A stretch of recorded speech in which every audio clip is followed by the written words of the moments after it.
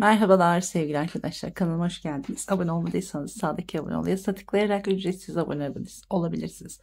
Şimdi bu görmüş olduğunuz motifi anlatmaya çalışacağım sizlere. Yine bir takipçimin isteği üzerine yapıyorum. Çok kolay, basit bir model, çok güzel şeyler yapılabilir diye düşünüyorum.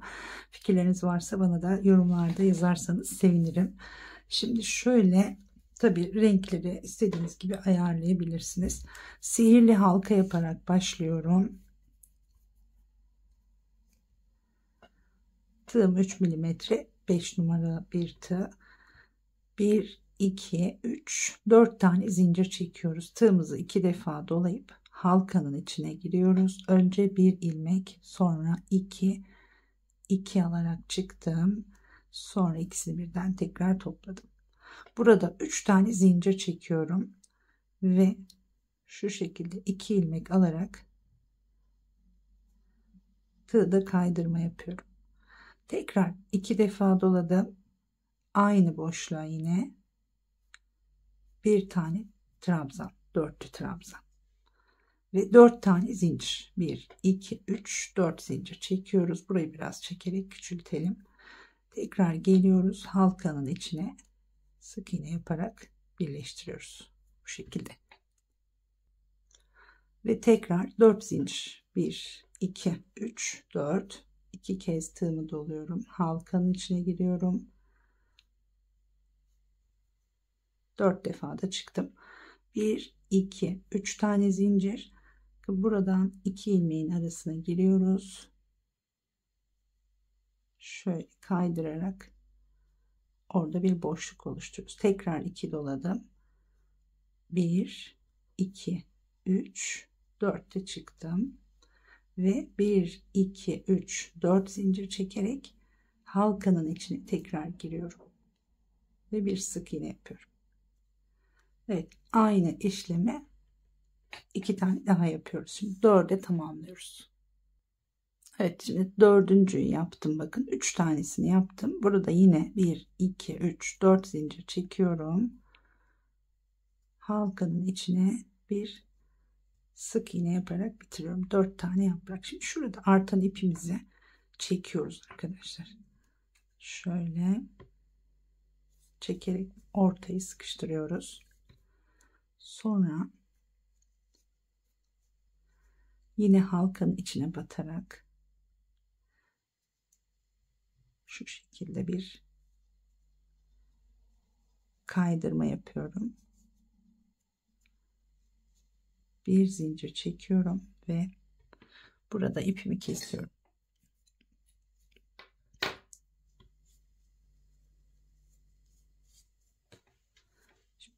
Köşelere şu sarı rengimize geçiş yapacağız. Sarıyla minik minik yuvalar oluşturuyoruz orada. Hepsini tek tek keserek yapıyoruz. Şöyle yapalım. Şuradaki boşluğun içine giriyorum. İlmeğimi buradan aldım. Bir zincir. 2 3 4 zincir. Halkanın içine girerek bir sık iğne. Tekrar şimdi 2 zincir. Halkanın içine giriyoruz. Bir sık iğne. 2 zincir. Tekrar hep aynı yere batıyoruz. Bir sık iğne yapıyoruz. Şöyle zincirli, 2 zincirli 3 tane boşluğumuz oluşacak burada.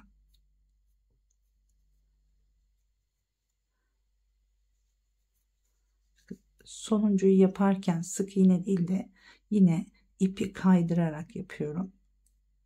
Burada bir zincir çekiyorum. Tekrar ipimi kesiyorum.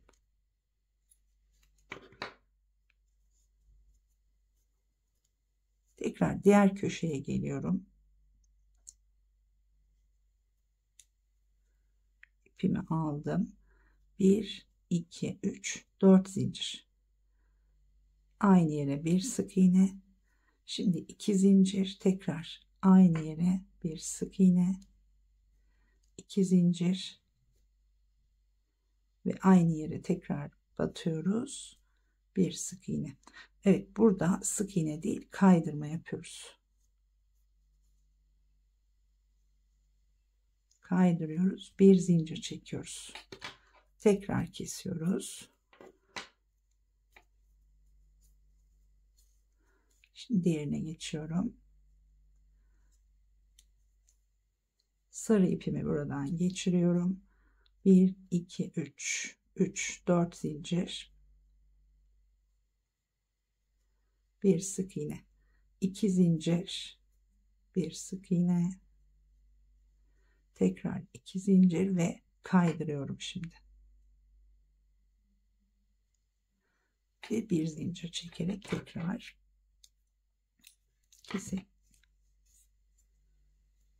Bu iplerimizi gizleyeceğiz sonradan. Arkalardan daha ince bir tığ kullanabilirsiniz gizlemek için. Şimdi son köşeye geldim. Burayı da halledelim.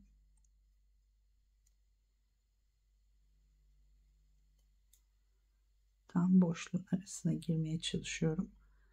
İpimi alıyorum. 1 2 3 4 zincir, bir sık iğne, 2 zincir, tekrar bir sık iğne, 2 zincir ve bir kaydırma ve bir zincir.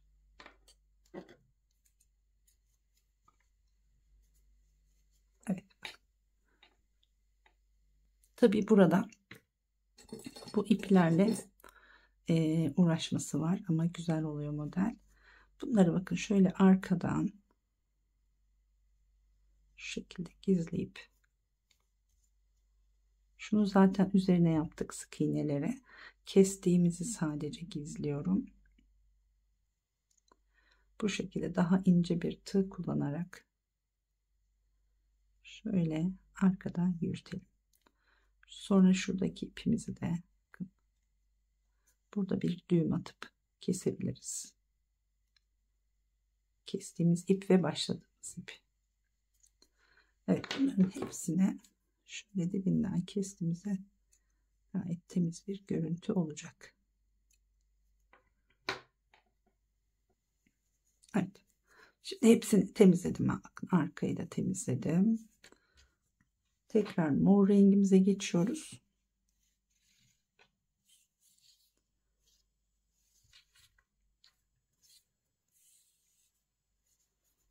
Bir tane zincir çekiyorum. Şimdi burada yaptığımız bu 2 zincir çektiğimiz boşluklara batacağız arkadaşlar. Şuraya giriyoruz. Önce buraya sabitliyorum ve 1 2 3 4 tane zincir çekiyorum. Bu ipimizi de arkadan yürütelim. 2 kez doladım tığımı, aynı yere giriyorum. Önce bir ilmek, sonra 2, sonra 2. Dördüncüyü çekmiyoruz. Tekrar 2 kez doladım, aynı yere giriyorum. Önce 1, sonra 2, sonra 2 aldım. Şimdi hepsini birlikte topladım ve 1 2 3 4 zincir çekerek aynı yere bir sık iğne yaparak iniyorum. 3 tane yaprak yapacağız. Şimdi şurayı yapıyoruz.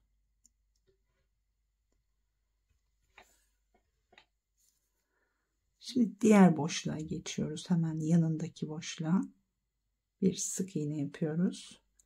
1 2 3 4 zincir, 2 kez doladım. Yine 1 2 3 defa çekiyorum. Dördüncüyü çekmedik. Tekrar 2 defa doladım. 1 2 3. Hepsini birlikte topladım. 1 2 3 4 zincir ve tekrar aynı noktaya batıyorum. Bir sık iğne yapıyorum. Şurada bir boşluğumuz daha var. Buraya geçiyorum. Bir sık iğne yapıyorum. 1 2 3 4 zincir, 2 kez doladım. Tekrar aynı işlemi tekrar ediyorum. 1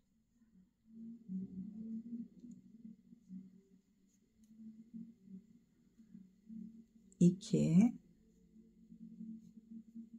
pardon olmadı, burayı tekrar edelim.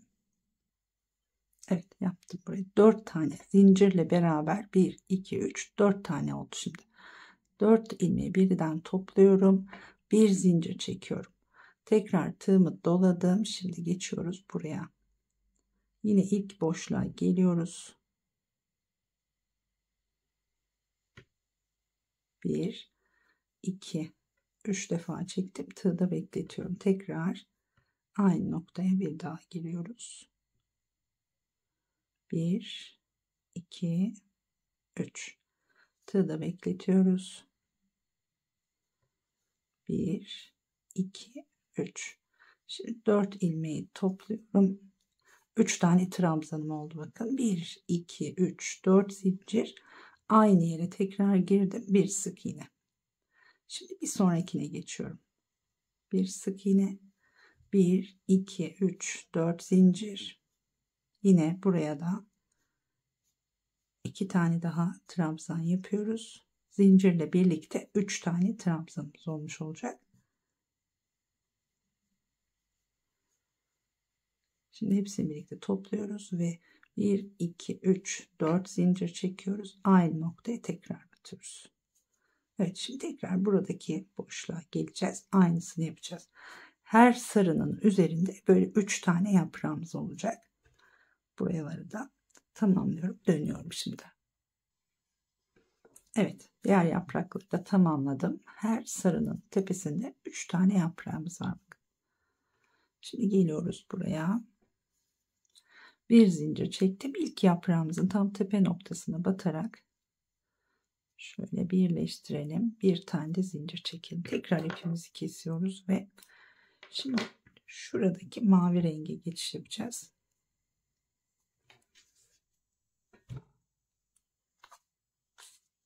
Turkuaz mavisi, güzel bir renk.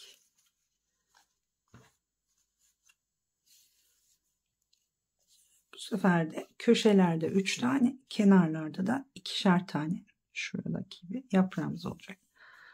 Evet, bir zincir çekiyorum.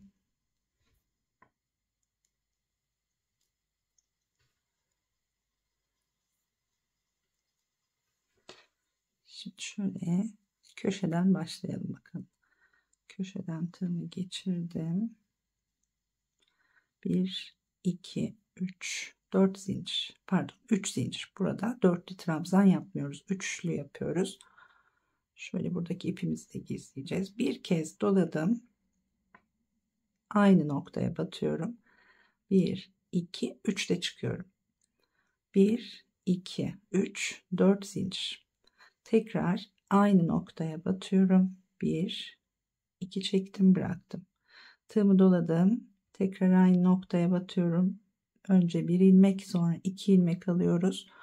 3 ilmeği birlikte topluyoruz. Tekrar 4 tane zincir. Evet, tekrar aynı işlemi yapıyoruz buraya. Aynı noktaya batıyoruz. 2 defa çekiyoruz tığımızı. Önce bir, sonra 2, üçünü birlikte topluyoruz. 1 2 3 4 zincir.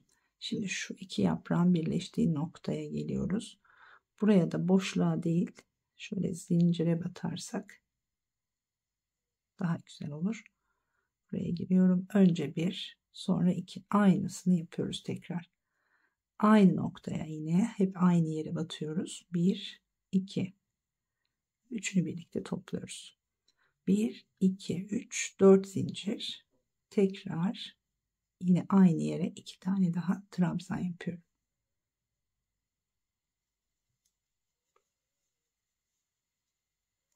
Üçünü birlikte topluyorum. Burada 2 tane yaprağımız olacak. 1 2 3 4. Şimdi diğer köşeye gidiyoruz. Bir kez doladım, buraya geliyorum. Tam tepe noktasına giriyorum. 1 2, tekrar 1 2, kapatıyoruz. 1 2 3 4 zincir. 1 2 1 2, kapatıyorum. 1 2 3 4 zincir. Üçüncüyü yapıyoruz şimdi. 1 2 tane trabzan, tepesini birlikte topluyoruz. 1 2 3 4 zincir ve tekrar kenar kısmı giriyoruz. Burada yine buradaki zincirin içine giriyorum. 2 tane trabzan yapıp birlikte topluyorum. 1 2 3 4 zincir, tekrar aynı noktaya 1 2 kapatıyoruz. 1 2 3 4 zincir ve diğer köşeye geçiyoruz. Evet, bu şekilde başlangıç noktasına kadar gelelim şimdi. Evet, sona geldim. Şimdi bütün köşeleri tamamladım. 4 tane zincir çekiyoruz ve tekrar buradaki tepe noktasına kaydırma yaparak birleştiriyoruz. Bir zincir çekiyorum. Tekrar ipimi kesiyorum. Şimdi kenardaki sık iğnesini yapacağız.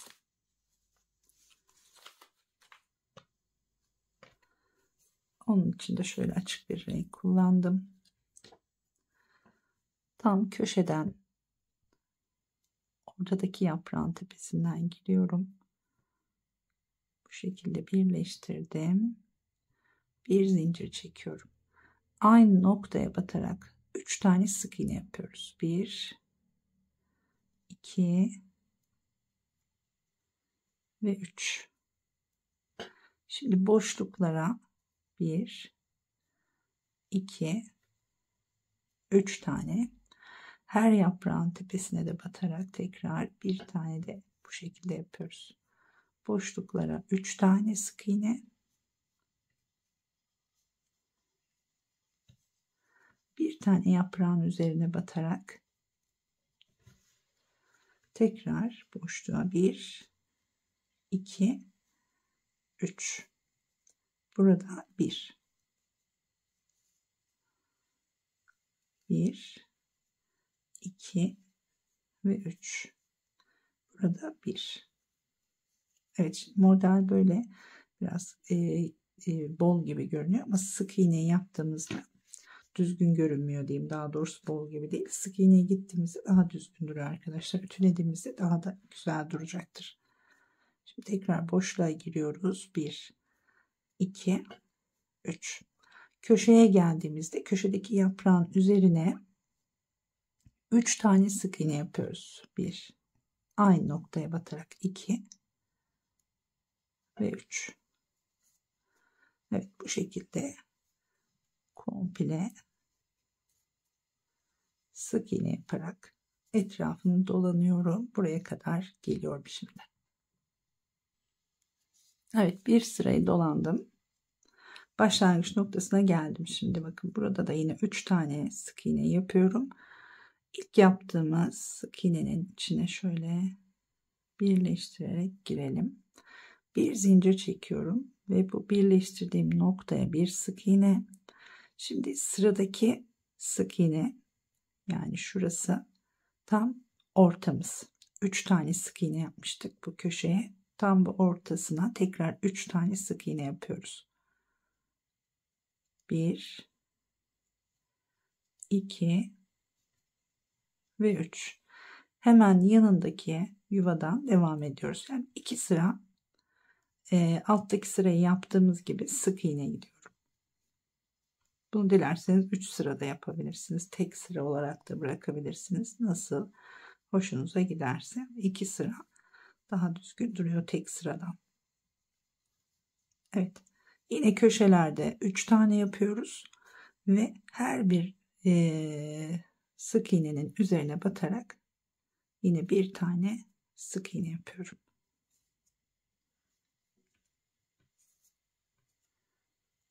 Bu şekilde bir sıra daha dolanıyorum, dönüyorum. Bu köşeye geldiğimizde dediğim gibi tam şu noktada 3 tane sık iğne yapıyoruz. Dolanıyorum, dönüyorum şimdi. Evet, sıra sonuna kadar geldim. Bakın 2 sıra sık iğnemi de tamamladım. Yine burada başlangıç noktasına geldiğimizde ilk yaptığımız sık iğnenin üzerine giriyorum. Şu şekilde birleştirdim. Bir tane de zincir çekiyorum. Yine bu iplerimizi de arkadan gizleyeceğiz. Şurayı kesebilirim ben. Evet. Bunları dikerek birleştirebilirsiniz arkadaşlar. İsterseniz örerken de birleştirebilirsiniz. Ama dikerek daha güzel duracağını düşünüyorum. Örerken çünkü zor olacaktır. Sık iğneleri her bir sık iğneden birleştirmek. Bu şekilde yan yana birleştirerek istediğiniz modeli yapabilirsiniz. Umarım beğenmişsinizdir. Videomu beğenip beğenmediğinizi yazarsanız sevinirim. Teşekkürler izlediğiniz için. Görüşmek üzere.